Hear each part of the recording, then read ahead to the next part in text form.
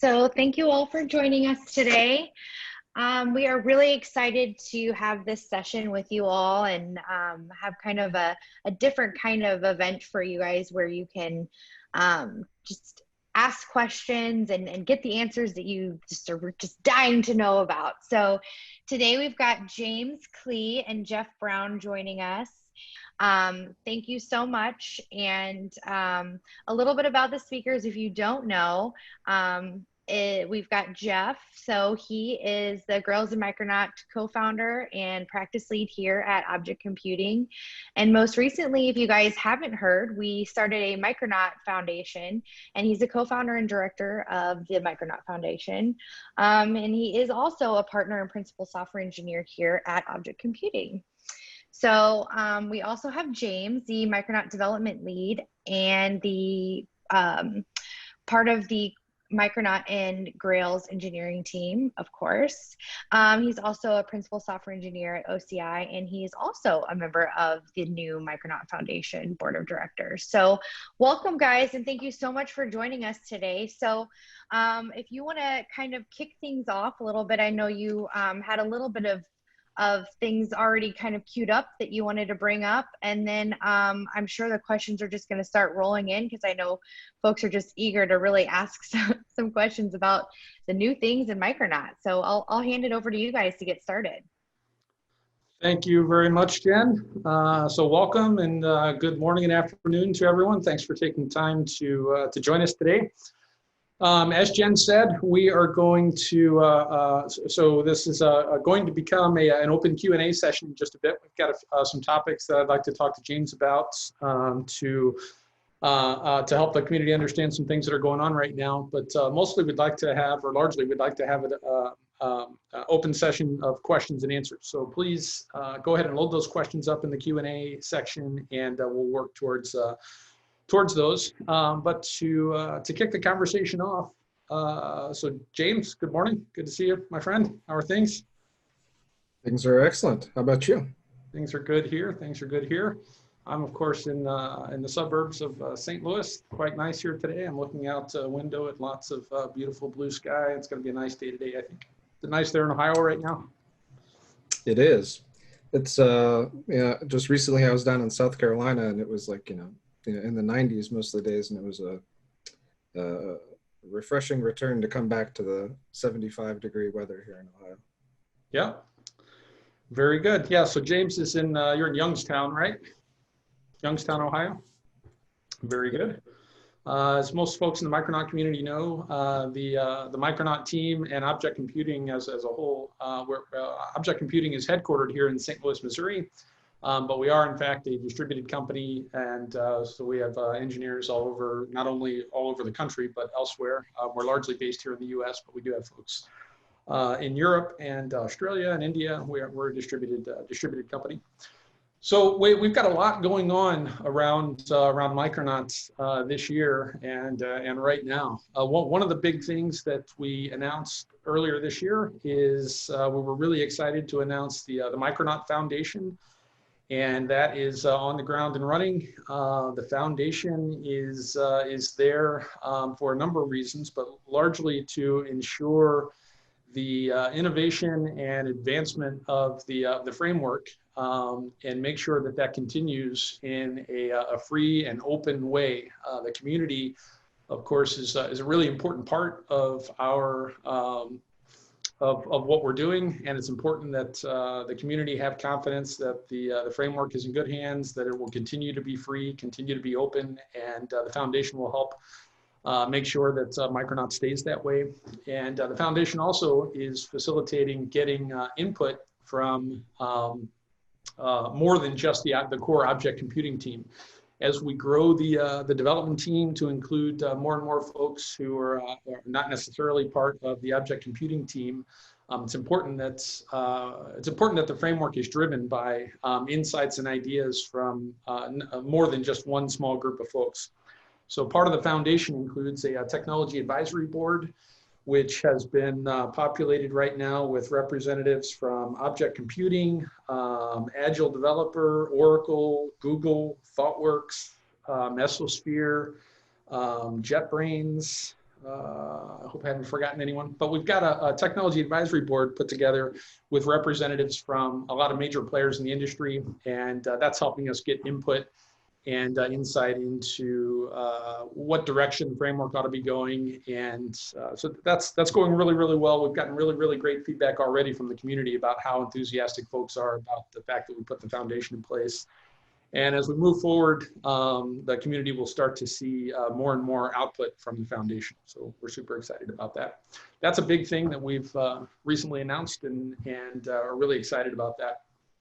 Also recently, we've released Micronaut 2, which James, of course, you were one of the primary developers in helping build a lot of that stuff.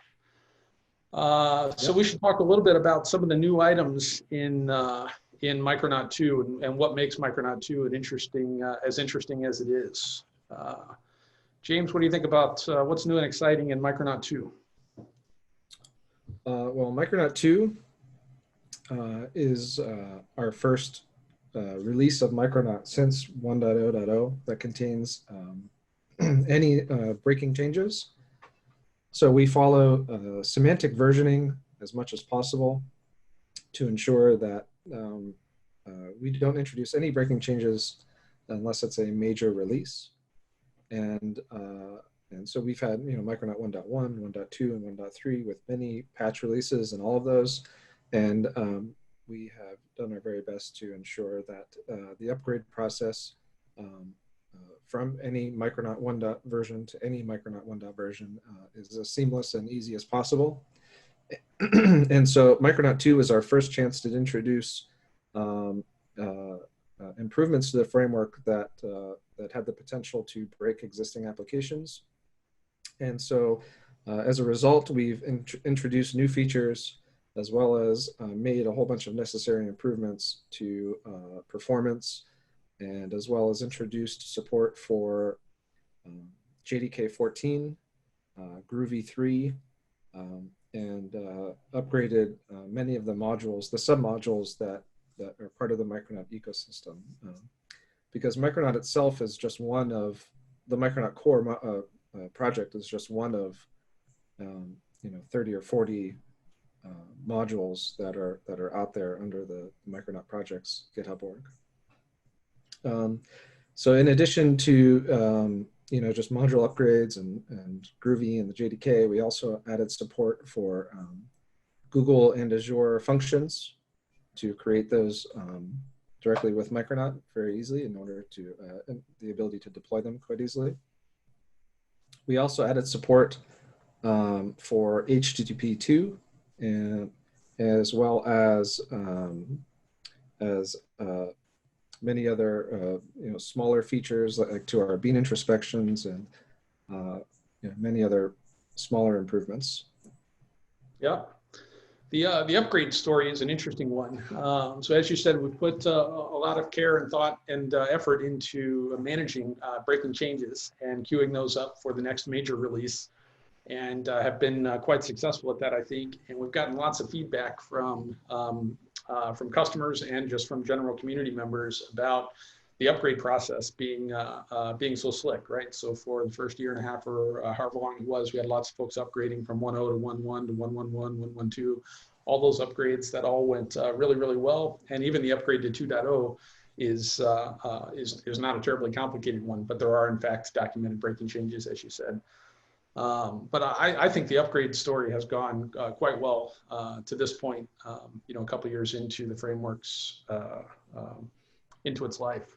You agree with that? That's really important about Micronaut in particular when it comes to breaking changes, is that because we do everything at compile time, right? We're generating bytecode at compile time, and then that bytecode interacts with our code at runtime, right? So there's a whole compile time section of Micronaut that generates classes, and then there's a runtime section of Micronaut that interacts with those classes.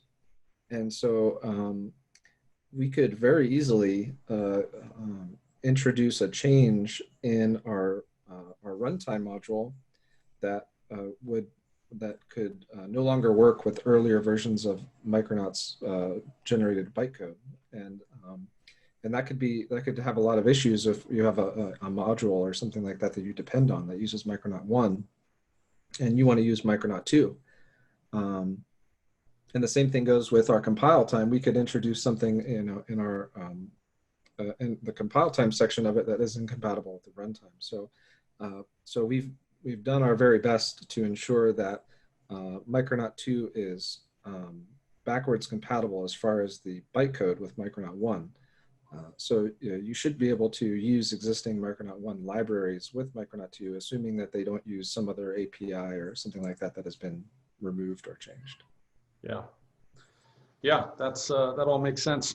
So the compile time stuff has a lot to do with some of the real benefits that folks get when, say, deploying their Micronaut services to the cloud. So there are some specific benefits, really there are a lot of them, but there are a few specific benefits I'm thinking of right now that folks see when they migrate when they publish their Micronaut services to the cloud. And a lot of that relates specifically to one of the things that I think is really, really among the most innovative pieces that we've developed in Micronaut, and that is the compile time tricks that you've talked about.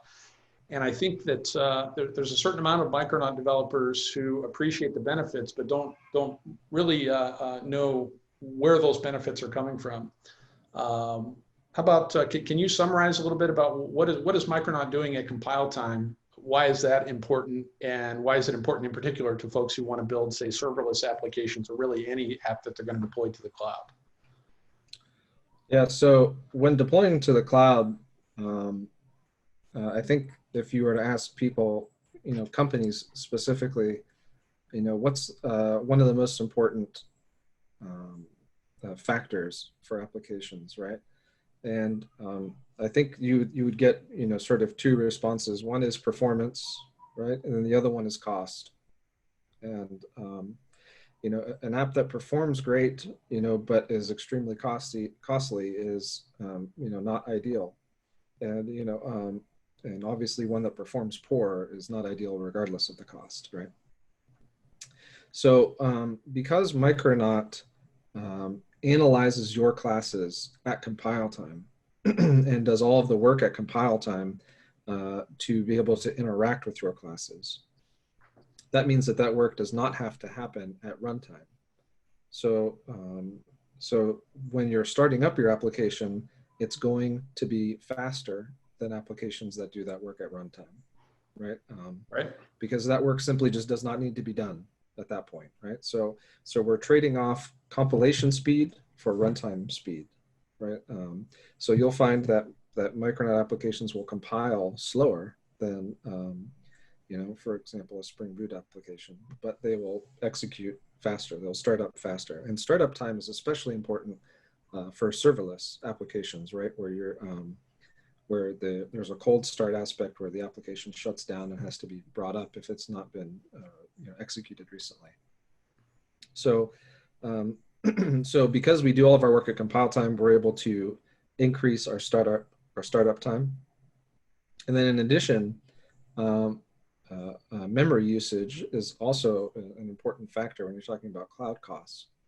And applications and frameworks that use reflection, right, to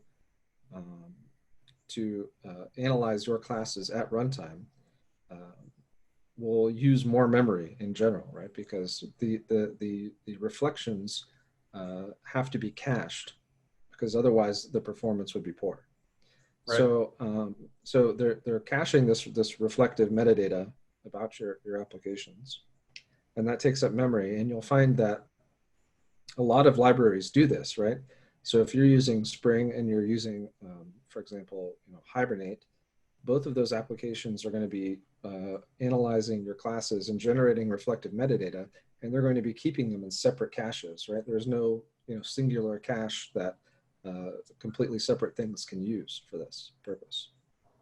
So, and in addition, that the size of that cache increases with the size of your application. So if you have if you have more classes, that's more metadata, that's more memory being used. Whereas with Micronaut, because everything is done at compile time, that that graph is much more, is much flatter, right?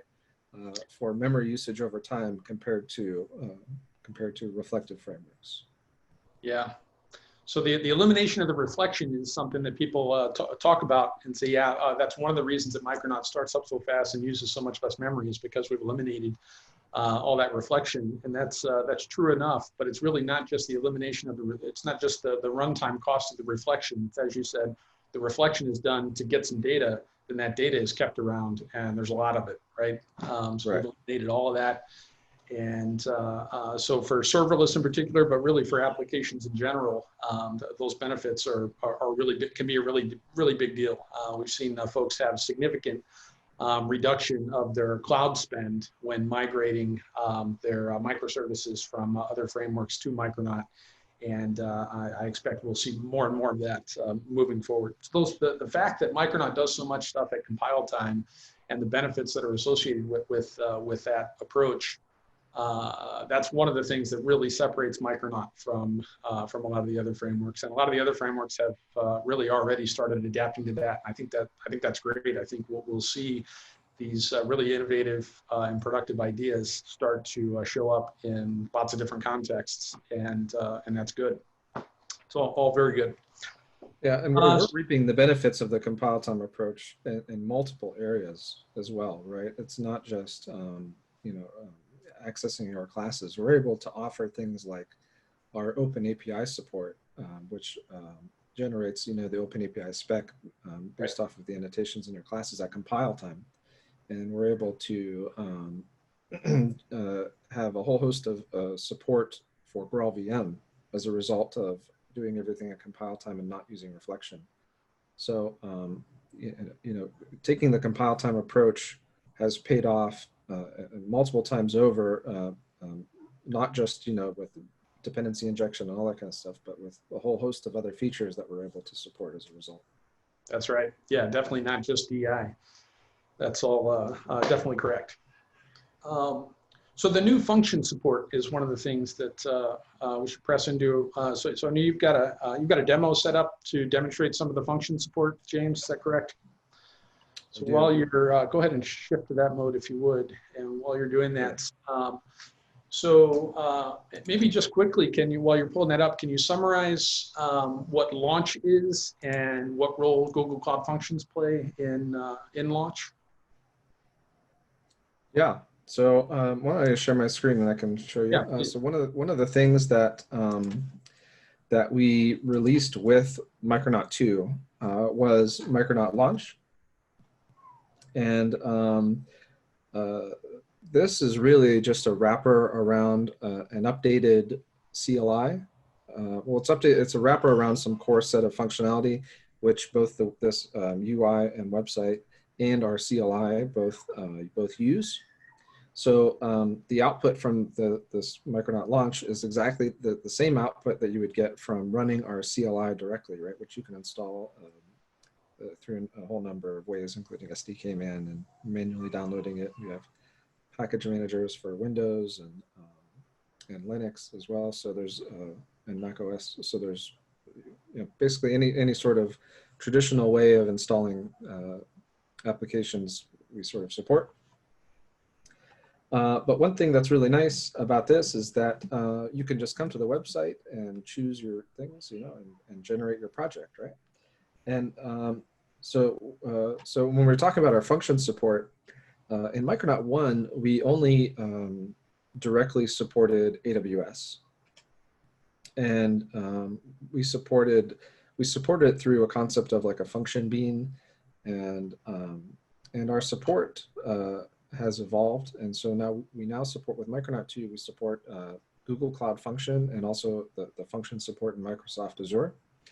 And there's sort of two different flavors that you can use. The first flavor is sort of a raw what we call like a raw function. That's what we internally refer to it internally, and in this context, it's called the serverless function. And when you choose serverless function, by default, you'll get something with set up for AWS, because that's sort of the most popular choice that people are using today. But you can instead, you can choose in this list of features, right? So I just clicked on this features button, and that brings up this window to choose features for your application. So you can choose Google Cloud Function. And now this will generate a serverless function with set up for Google Cloud, right? And you can choose if you want Java, Gradle, or all these things, and which Micronaut version and your Java version.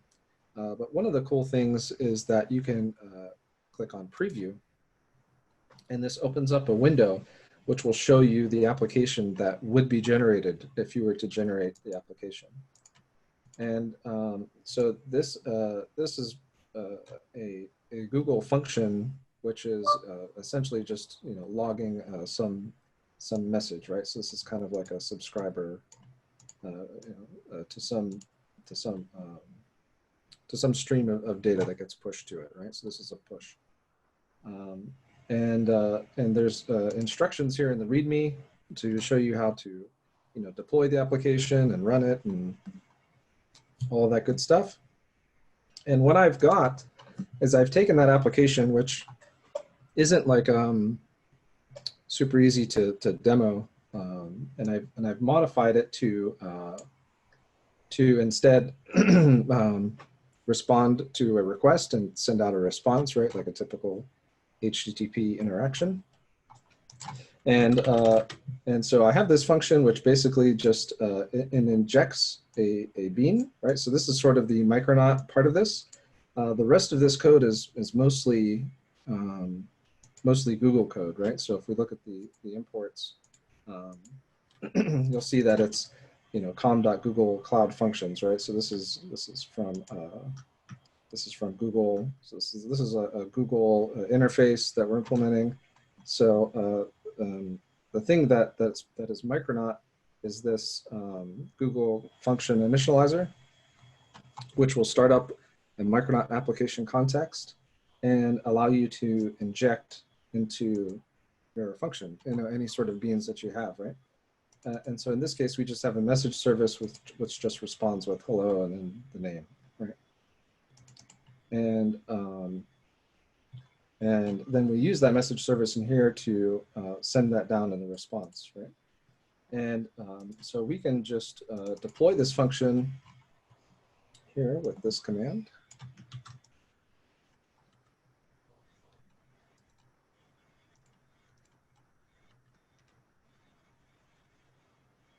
And one thing to note about this is that this is using the Java 11 runtime, which is something that's very new for Google Cloud Function. Up until pretty recently, they only supported Java 8. We were one of the early adopters and testers of this functionality, and we were able to, write our support around that before it was, actually released. And the first thing, it just asks you if you want to allow unauthenticated access to it.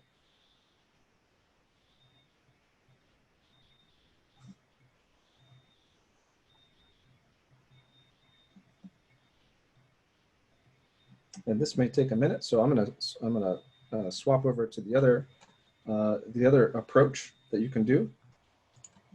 So so this is a sort of a raw Google Cloud function, right? Which so the Micronaut integration is allowing you to inject beans into it and use our dependency injection.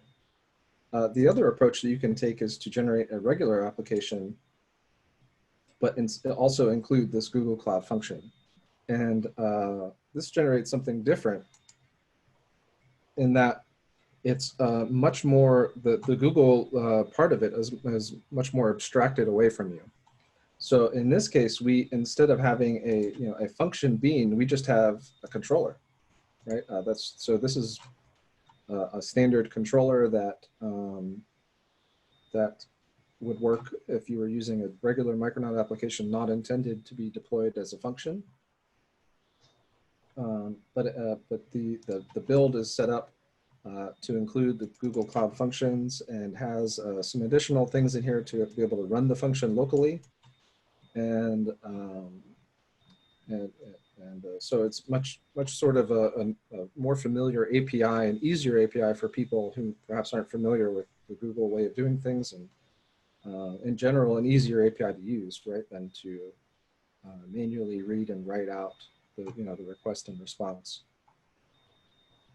So I have another application here, which is does the same exact thing as the other one. I just have my controller here, which is injecting a message service, and I'm just returning that message. So from my perspective, this code is a lot more easier to understand what's going on, compared to this, and in addition, it has this other way has the benefit of being able to accept multiple URLs.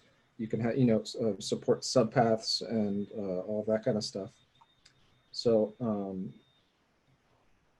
so this is sort of a higher level approach, right? So I'll go ahead and deploy this one as well. So while you're doing that, James, so one of the questions in the Q&A right now is related here, and it is regarding serverless functions. Do you recommend using the @function_bean annotation or creating a class that extends Micronaut request handler? Yeah, so the function bean is no longer the recommended path forward for functions. That was sort of the way of doing it in Micronaut 1, and with Micronaut 2, we've introduced the alternative methods of for AWS and also these other ones. Yes, so we don't recommend using function bean anymore, but it will continue to work. Yeah, it's not deprecated right now, is it? No. Yeah. As far as I know, it's not. It looks like your deployment in the background there may be done. Yeah, so this one worked. So let's take a look. So you have to run this command in order to get the URL that the function is exposed on. So I'll go ahead and run that. So now I should be able to copy this out. I could say curl and pass in there, and I could say -d, hello Sally. If you're not familiar, Sally is the name of our mascot. That character over, get that filter there. There you go. Give it a content type. And you can see it comes back with hello Sally, right? And so that was a cold start. Right. So further invocations, are also fast. But so you can see that it's not there wasn't a 10-second delay that first time I accessed it. It wasn't. Yeah. Yeah. And then and this one, let's see, this one's not done yet. There was a time when a lot of folks believed that the JVM would never be a good fit for this sort of thing. And startup time, the cold start was one of the obvious issues that people thought couldn't be overcome, and it definitely could. Yep, absolutely.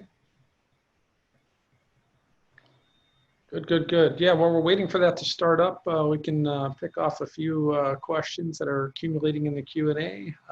So what about, is it possible to migrate, or is it possible to transition from Spring data to Micronaut data, and how easy is it? So the answer to the first question is definitely, you can definitely migrate from Spring data to Micronaut data. And how easy is it is going to depend in a good bit on how well written the stuff is now and what it is that's being transitioned. But what would you say about folks who are currently using Spring data and are seeing the benefits of Micronaut data and want to know about or are considering migrating from one to the other? Yeah, so so if you're not familiar, we have support for JHipster, right? We have an mHipster, right? So if you're not familiar with JHipster, it's basically it's a project generation tool which is much different than Micronaut Launch, and that Micronaut Launch gives you all of the essentials for your build to be running with your tests and all that stuff, but it doesn't really give you much code, right? It's very minimal. Whereas JHipster generally gives you more full-fledged applications, which include things like tracing and databases and security and all kinds of stuff already set up and built. And when we were first creating our sort of M hipster, right, for J hipster, we started off with the Spring Boot version of it, and that used Spring Data. And I upgraded, I changed that to use Micronaut data instead. And I would say that probably 80% of the work was just changing imports. The APIs between Spring Data and Micronaut data are almost identical. Right. So, so there should be very little effort required in migrating between the two.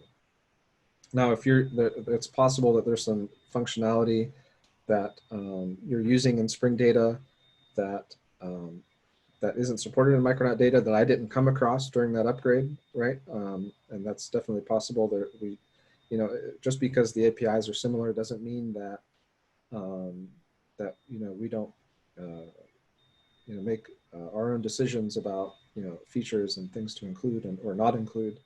And so there's going to be some differences, but I think you'll find that the APIs are largely exactly the same. Right. And it looks like your second deployment may be rocking. Yeah, I think it did.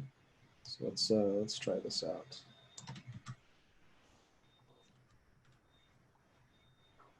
There's our URL. So we do the same thing here. And notice the amount of time for this first request is noteworthy.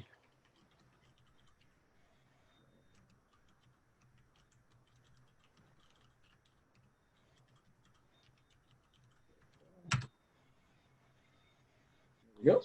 So that was the slow one, and then subsequent ones will be right. It's hard to tell how slow it is. There's probably more time in curl than anything else there. Yep.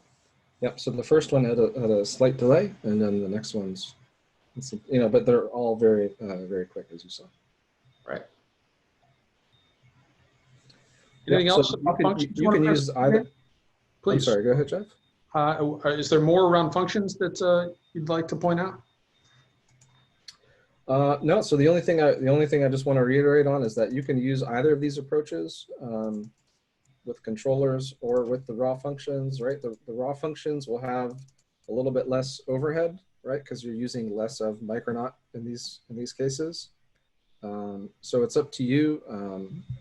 If you want to have a little bit of overhead and be able to, be more productive writing your application. But, both ways are equally valid, and we support both. That's it. I think it's fair to say that Micronaut makes it really, really easy to build these functions. And I think that's going to enable more and more organizations to more easily move in that direction and start deploying things like Google Cloud Functions, AWS Lambdas, so Micronaut, I think, really is affecting how people architect their applications. I think that's a good example for enabling people to more easily take advantage of those platforms, which is terrific. Absolutely. Yep. Let's see. We'll address a couple more questions and then demo another couple of things. So we've got a question that's is it possible to load classes annotated with @factory from a compiled jar? The use case is to provide reusable modules that contain Micronaut beans and can be included in other Micronaut projects. So it's definitely possible to load classes annotated with @factory from a compiled jar. In fact, that's how it's practically always done. But the use case described there is probably clarifying what we're really asking is not only can it be loaded from a jar, but can that jar just be a library that applications consume? And the answer is yes, right? So you can write Micronaut beans, including an @factory class, but lots of other things. But you can write Micronaut beans and compile them to a jar file, including your factory bean. And as long as that compilation is happening with a compile time dependency on our annotation processors, then in that jar file will be all the Micronaut goodness, right? All the stuff that needs to be there at runtime for Micronaut to do what it does. And that's a really common model. Those classes can even be used in non-Micronaut apps, right? So if you write a class that is annotated with @singleton or some Micronaut annotation, when you compile that class, it's just a class in the jar file, and that class can be used in any JVM application. the fact that it's annotated with @singleton, as an example, won't mean anything to most applications, right? That means something to Micronaut. So there are things in there that might not be activated or used, but when you compile your classes in a Micronaut project to a jar file, that jar file is just a bunch of class files that can be consumed from anything. And if that jar file includes the sort of support classes that Micronaut creates at compile time, then when that jar is used in a Micronaut app in particular, those special classes are recognized and then they come into play and you get all the benefits that Micronaut has to offer. Yeah, one thing important to point out is that Micronaut doesn't modify your classes. So Right. this is not like Project Lombok or what's the other one, Mapstruct. So we don't modify the bytecode of your classes at all. So your classes are your classes, and you can expect them to work exactly how they work, whether they're used in a Micronaut application or not. So there's no concern about that. And the sort of the process that you're talking about is having them be in a jar and used by other applications. That's how all of our modules currently work. So if you use Micronaut Kafka, Micronaut SQL, any of the Micronaut modules other than core, that's the same process. Exactly. There's a little bit of a surprising number of Grails related questions, and if we've got time at the end, maybe we'll circle around to some of those. Do you plan on offering something like a 2 or 3 day intro online class for Micronaut 2? And the answer is yes, we do. In fact, we're already doing that. We've got one starting this coming Monday. That happens to be a private one, but there will in fact be public offerings added to the schedule soon. Jen, are you still with us? Unmute if you are. If not, so what's a good email Yes, address? I'm here. Is training at the best email address for folks to contact you with requests like that? Yes, that's perfectly fine. I'll respond to that. Yep. So that's training@objectcomputing.com. But we definitely will be offering online Micronaut training. We have in the past, we still do, and there'll be a public offering added to the schedule sometime soon, I believe. Yeah, so one of the new things in Micronaut 2.0 has to do with a change in how threading works in Micronaut, right? You want to talk a little bit about that, James, and maybe demonstrate a little bit? Yeah, so I'd say this is probably the most important thing to consider when upgrading to Micronaut 2 is that we changed the way we changed the sort of decision process for what thread your controller methods will be executed on. We added a configuration option. It's called Micronaut.server.thread selection, and we added that option I think in 1.3, and there's basically 3 options, right? There's IO is one of the options, and then I forget the name of the event loop one. Maybe it's just called default. I forget the name of it. But there's one that represents IO, the IO thread pool, which is configured by default in Micronaut applications. And then there's the other option which says always run your methods on the Netty event loop, right? Which is we use a Netty server in Micronaut. And then the third one is sort of an auto detect option. And the way our auto detect option worked was if you returned so see this method is just returning a string. So if you returned like a string or writable or something like that, then we would consider that to be a blocking operation, and we would execute that method on the IO thread pool. If you returned something like a flowable or a mono or something from RxJava or Project Reactor or anything in Java util future, like completable future, then we consider that to be a non-blocking operation, and we executed that on the Netty event loop, right? So, so the reason why we did that is because we wanted to ensure that users didn't block the event loop, which is something that if you do, you'll have drastically reduced performance, right? Because the number of threads in the event loop is small. It's like the number of processors times 2, right? So maybe it's like 16 or something like that. Or maybe 12, whatever it is. So, so that was our strategy to allow that to be seamless to users and still allow good performance. But that sort of assumption isn't necessarily always true, right? It's not always the case that just because you return a feature, it doesn't mean that you're blocking. Oftentimes you are. So in Micronaut 2, the default is to execute everything on the event loop, right? And so I have here a Micronaut 1 application, which just has this one controller, which does a thread.sleep for 500, right? So this is a this returns void, right? So this will be executed on the IO thread pool, and so I have something set up here with AB to actually test this. We're going to send 500 requests with a concurrency of 50, right? So this is Micronaut. Well, actually, I think I have to start the application here. Oh, I already have it running. Okay, excellent. So you can see we achieved like 89 requests per second, and that number is intentionally low because we're each request is taking half a second to complete, right?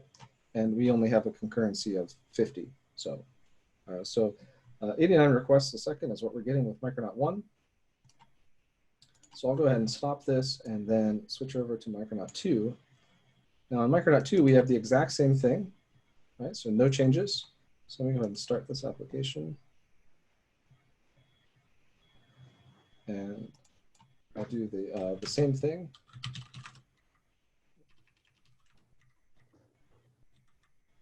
Let's see, I have that in the history here. There we go.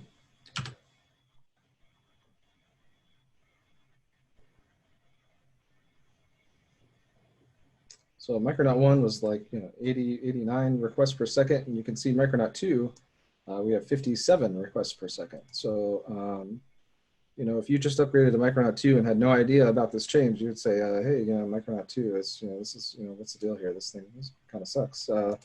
And that's because the number of threads that are able to execute those requests are much lower, right? Because the event loop has fewer threads than the IO loop, the IO thread pool, which is sort of unbounded. So, so what you need to do is you need to ensure that if you have blocking operations in a controller, that they're properly offloaded to another thread pool. And there's several ways of going about that if you're using reactive. And if you're not using reactive, then you can simply annotate your controller method, or you could put this on the controller itself, right? If it would apply to all methods. You could say execute on, and then we have a little static value for IO, right? But this is just referencing IO. So now this will be executed on the IO thread pool. So then this should perform basically the same as Micronaut 1, right? So we'll just restart the application and run this again.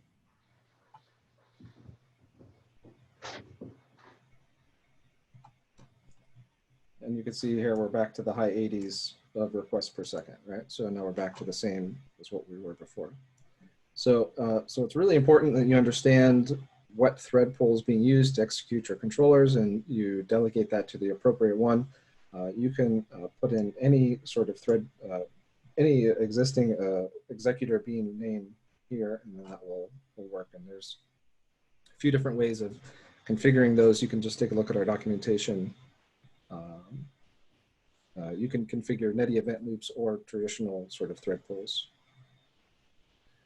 Yeah, so that's a potential accidental degradation when folks are upgrading from 1 to 2, right? Something that you need to pay attention to. So for a controller action that was returning a reactive type in Micronaut 1, when that application is upgraded to Micronaut 2, can you summarize how or if at all this change affects those applications? Yeah, so if you're returning a reactive type, then your controllers are already being executed on the event loop. And so that there should be no change in that case, right? Yeah. The other thing that you can do, if you want to, we still support the old behavior. You can say server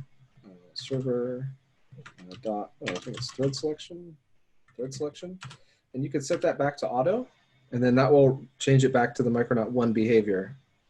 which the default was auto, right, in Micronaut 1, and now the default is manual. Yep. And that's all documented in the user guide, of course.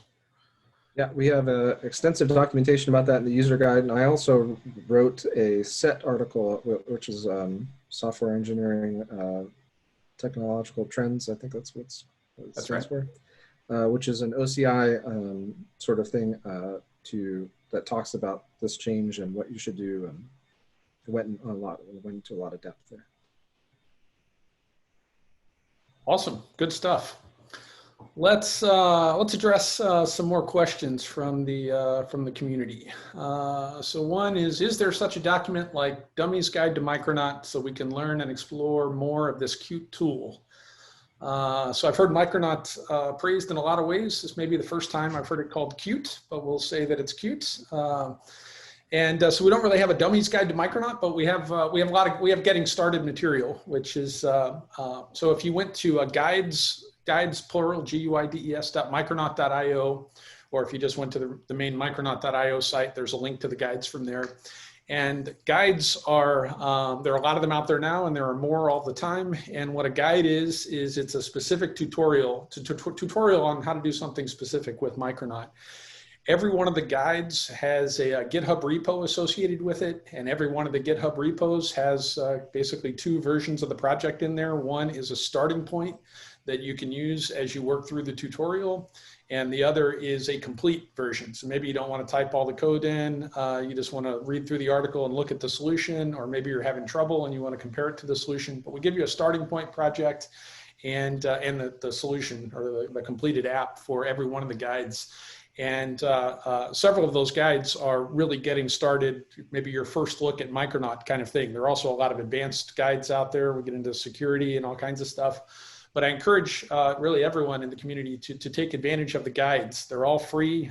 We publish them routinely. They're not even behind any kind of sign-up wall. You just go to the website and read them. And that's a terrific resource that I encourage everyone in the community to take advantage of. Let's see. Will some of the Spring Boot implementation, this is a Grails question, yeah, so will some of the Spring Boot implementation within the Grails framework be implemented with Micronaut instead, and in the not too distant future, question mark. So the answer to that is sort of, right? So Micronaut does a lot of stuff that Spring Boot does, and we've already implemented a lot of that capability in Grails. So when we introduced Micronaut into Grails 4, Grails itself was updated to take advantage of Micronaut. So there's already a bunch of Micronaut stuff going on inside the framework, in addition to Micronaut being there for you to use as a Grails 4 application developer. And as Micronaut evolves, that integration will continue to evolve for sure. Do you have anything to add to that, James? Yeah, so I think there's a lot more that can be done, especially on the plugin side.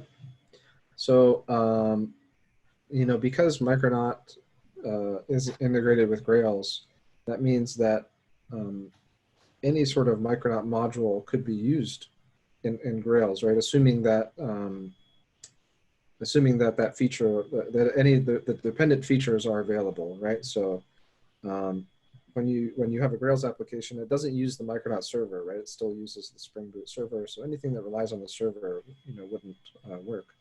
But you could use, like, for example, our Kafka support in Grails, right? And we're encouraging plugin authors to use more, to convert more of their code over to Micronaut, so that so one, you'll have better performance, and two, because there's a potential for those libraries to be used by just Micronaut applications that aren't using Grails as well, right? So, right. So there's a whole lot of benefits to doing that. And that's what we're encouraging others, and we're converting more and more pieces of Grails to be using Micronaut, as we go along, right? But that's obviously not we can't just obviously do that all at once. Yeah, and that's in part a callback back to the at factory question earlier. So if you write a library that uses Micronaut's at factory and provides some beans in it that whatever Micronaut beans you like, that jar file should be consumable in a Micronaut service, but also consumable in a Grails 4 app. Right, you get that kind of shared library stuff. Another question is, Micronaut uses JSR 330 annotations instead of Spring-specific ones like @inject instead of @autowired. And the answer is yes. So JSR 330 is, of course, the specification for dependency injection on the JVM. And our DI container is fully compliant with JSR 330, so we support all of the JSR 330 annotations and so forth. But a couple more things around that is JSR 330 is only about dependency injection, and Micronaut uses annotations for lots of different things. For none of those do we use Spring's annotations. We've got, they're either annotations that are provided by a spec like JSR 330, and in addition to those, there are also Micronaut specific annotations. We don't rely on or use Spring's annotations for the most part. Separate from that, we've got a library that allows you to compile your Spring application with a dependency on Micronaut's annotation processors, and we do some annotation mapping so we can compile Spring Boot code with Spring Boot annotations and generate the same stuff that we would have generated had it been using Micronaut annotations. So now you build that into a jar file, and now that jar file can be consumed by a Spring Boot app, and it'll behave in the Spring Boot way, and that exact same jar file can be consumed in a Micronaut service or a Grails app, Grails 4 app, and now all the Spring stuff in there wouldn't mean anything, and all the Micronaut stuff that's in that jar file will be recognized by the Micronaut runtime, and Micronaut's able to do what it needs to do with all the classes in those jar files. Does that make sense, James? Yep, that's exactly right. Yeah, very good. All right. There was a question about the I/O stuff right as you were wrapping up. Does it mean that we should not be concerned about blocking and leave it to the framework? No, quite the opposite. Yeah. You want to elaborate on that just a little bit for the benefit of the folks here? Right. So that's, you should be concerned about blocking because you do not want to block the event loop. Otherwise, you'll see decreased performance like I demonstrated in the demo. So, for those who aren't maybe clear on what does it mean to block? What does that mean? Blocking is essentially anytime the thread is in a waiting state. So for example, if you make an HTTP request, you send the request, and then if it's a blocking thing, then that request is then that thread is blocked. It's waiting for a response, right? And so instead, that thread could be released back to the thread pool, and then have another thread pick up the response, right? So that's sort of the whole notion behind non-blocking, is that we do our work, and then we release the thread, and then the caller, the callback, will resume the operation, right? So a non-blocking or a blocking can be things like interacting with the file system, right? Because there's hard drives and there's delay, right? So the thread could be waiting for a response from the file system. It could be sending off an HTTP request. It could be sending a message to a message broker. Anything that would cause a thread to wait for a response is blocking, right? And those are the things that you need to ensure you're not doing on the Netty event loop. We need to shift those operations off to a separate thread pool, which can be configured any way you like. But as long as you're not blocking the event loop, that's what's important to ensure the performance and concurrent, the amount of requests per second that you can receive in your Micronaut application. Yeah, so another question related to that is, which event loop be best to return a Micronaut streamed file object? So I think it depends on the content of that file. If you're returning a stream file, the Netty handles the reading of that natively, right? So I do not believe I think it depends on how you're returning it, but I do not believe that that would block the event loop. Good info. Let's see, is it possible to open a circuit breaker based on a configured timeout against a remote service? Yeah, so a configured timeout, is the configuration of the timeout based on a remote service, or is it just a call to a remote service? I think it's the latter. I would interpret, so let's answer it as if the question is it possible to open a circuit breaker based on a configuration timeout and you want the circuit breaker on the call to a remote service? I think that's probably what the question is. Yeah, absolutely. We have support for retry and circuit breaker, and you can use those annotations, for example, you can use them on any method, right? But we have, they work with our client. So if you have, if you're using our HTTP client, you can just add those annotations directly to those methods, and that functionality will apply. Yep. A follow-up question, it's really part B of that same question from the same person, is it possible to avoid opening the circuit breaker if a remote service returns an HTTP status code less than 500? So not a 400 error. Yeah, so I think that depends on, so for declarative, I think the answer is basically it depends, but so Micronaut, if you're using the client API directly, right, it will throw an exception for anything 400 and above. So, and depending on your configuration for the circuit breaker, that can cause it to open. The declarative client has an exception for a 404, but otherwise works similarly. So, so it depends on a couple factors, but in general, you can't say if the exception status is, 408, then don't open the breaker, right? It's not, the functionality of circuit breaker is not tied to HTTP. Right. Good info. It is about the top of the hour. We probably should button up in respect of everyone's time who has taken time to join us today. So before I turn it back over to Jen, once again, I want to thank everyone for coming and hanging out for a bit today. Hopefully you've picked up some interesting information as we've moved along this Q&A. Jen will be sending a follow-up note to everyone who's registered, and there'll be information there so you'll know how to contact us. Separate from that, there are quite a few questions we didn't get to in the Q&A. If any of you, if you've got outstanding questions, whether you entered them in the Q&A or not, please feel free to follow up on that email. Just shoot us a note and we'll get you whatever you need. Just let us know whatever we can do to help you out. But thank everyone very much for your time. And Jen, I think Jen has a few things to help us wrap things up. Are you with us still, Jen? Yes, I'm here. Awesome.